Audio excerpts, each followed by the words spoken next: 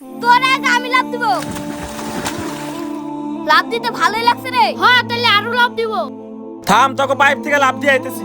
ওই বালি রানে 20 লাখ টাকা পাইপ সেট করছি, তোরা পাইপ এনে লাফালাফি করতেছস কে? আর আব্বা তুমি বাইরে যাও যাও। ওই দোস্ত হুন, ওই তোমার সারা সিলাসিলি করতে আসছে।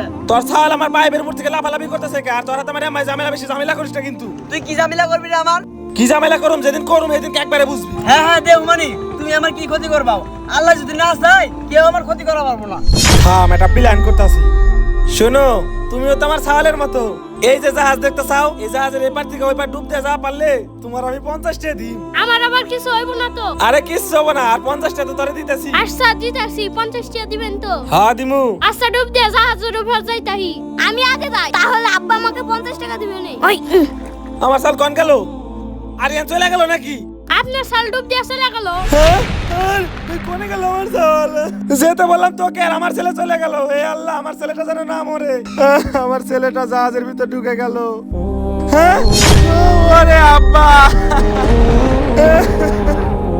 এটা আমি কি করলাম? অন্য ছেলেকে মারতে গিয়ে আমার ছেলেকে মেরে ফেললাম।